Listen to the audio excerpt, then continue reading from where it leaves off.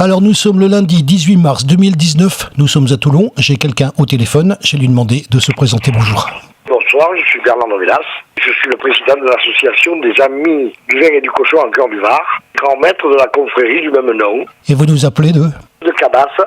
Cabasse, nous étions l'année dernière, mais avec un petit changement de date, c'est un tout petit peu plus tard. Oui, mais là, il y a tellement de choses, nous avons un grand championnat de France de motocross ce week-end-là, c'est national, on a été obligé de changer la date.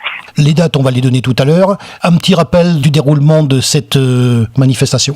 Ça se passe effectivement autour de la salle des fêtes et du complexe sportif et culturel de Cabasse, le samedi et le dimanche. Le samedi après-midi, alors, un marché des produits du terroir, pour les 2 jours, le samedi après-midi et le dimanche. Quelques animations réalisées par nos membres pour amuser les enfants, etc. À la salle des fêtes, un repas festif, bien sûr, sur réservation, et animé par les membres de notre confrérie. Ce que j'aimerais savoir, puisque ça se tient sur 2 jours, on va le repréciser tout à l'heure, quelle est la différence entre la journée de samedi et la journée de dimanche? Je précise que quand on y est allé l'année dernière, en 2018, nous sommes venus le dimanche, c'était véritablement le jour des confréries, on avait toute la cérémonie qu'on va décrire, d'ailleurs, soit dit en passant, il y avait la messe. On va se focaliser d'abord sur la journée de samedi. Qu'est-ce qu'elle a de spécial, la journée de samedi, par rapport à la journée de dimanche? La journée du samedi est une journée plutôt de mise en place, on va dire. Et pratiquement, pour les gens de la commune, est tout proche. Les gens viennent plutôt le dimanche. C'est pour ça que cette soirée est un peu plus festive et adaptée à notre population et aux gens de notre village, avec une soirée sympathique. Il y aura une exposition de peinture qui dure sur les 2 jours. Il y aura de la restauration foraine pour ceux qui en veulent. Il y a des commerces locaux, des dégustations de vin et de cochonailles, des ventes de charcuterie artisanale, une animation faite autour du cochon. Vraiment une fête de campagne comme ça se faisait auparavant quand on tuait le cochon. Bien sûr, on va parler de ça, parce qu'on parle du respect des traditions. Alors on va parler bien sûr de la journée de dimanche. On reçoit les autres confréries. C'est là où ça donne véritablement un très très beau spectacle. Au niveau des confréries, très rapidement, vous en attendez combien? Une trentaine. J'étais présent, moi, le dimanche, on est venu l'année dernière. Décrivez-nous, pour les gens qui nous écoutent, le déroulement de la journée de dimanche. Il est vrai que le dimanche est beaucoup plus intéressant au niveau des festivités, dans les rues, dans les défilés, parce que dès le samedi soir, nous recevons déjà quelques confréries, des gens qui viennent en camping-car et qui viennent de toute la France. Cela, nous les recevons là, et puis le dimanche matin, tous les autres, réception de toutes les confréries, devant la salle des fêtes. Après, nous avons un grand défilé qui part de ce lieu, qui monte vers l'église, où une grande messe sera faite par le curé de notre village.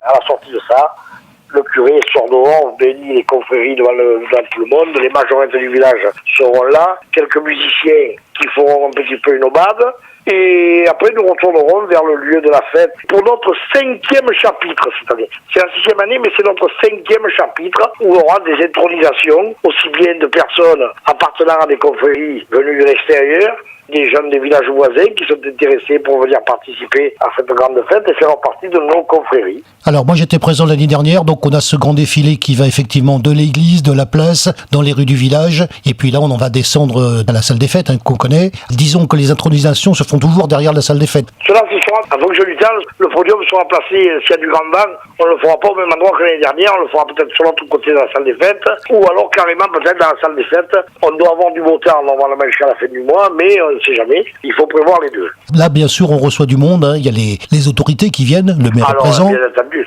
la municipalité est présente, le conseiller général, le conseiller régional, les gens des chambres consulaires, des autres associations, des associations du village, tout le monde en profite pour sortir un petit peu, venir nous rencontrer et voir surtout comment ça se passe. Parce que confrérie, souvent, c'est assez équivoque. Le confrérie, c'est une association. Ça veut dire des confrères, ça veut dire des gens qui partagent les mêmes plaisirs, les mêmes joies d'épicuriens, puisque cela se passe beaucoup à table et avec tous nos produits, effectivement, tous ces produits régionaux. Il y aura des huiles d'olive, il y aura les miels, il y aura des fromages de chèvre, il y aura tout ce qui peut se produire autour de chez nous, là. Et d'ailleurs, beaucoup de gens qui seront présents à Bacchus la semaine prochaine à Toulon seront effectivement chez nous la semaine d'après. Ça décore et ça fait vivre la fête.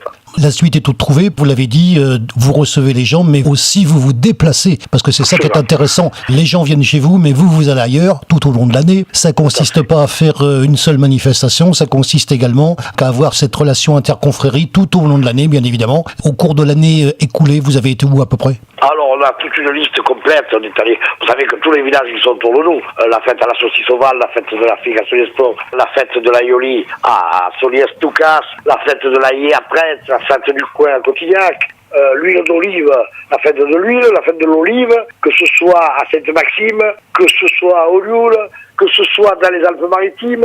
Notre confrérie, comme toutes les autres confréries du Var et du département, de la région et du département, vont de partout. Alors il est évident que l'ensemble des membres ne peut pas se permettre d'aller, il y a à peu près 30 fêtes dans l'année au calendrier. Alors, il y a toujours une équipe de 2, 3, 4, 5, si c'est pas trop loin, on est un peu plus, mais à tour de rôle, chacun se déplace, une année c'est un, une année c'est l'autre, chacun participe à l'ensemble de ces fêtes, et effectivement en profite, soit pour se faire introniser, soit ça a déjà été fait l'année d'avant, et accompagner d'autres gens qui se font introniser, comme chez nous, les gens qui viennent chez nous, nous les intronisons à notre confrérie également. J'ai été intronisé dans 27 confréries à ce jour.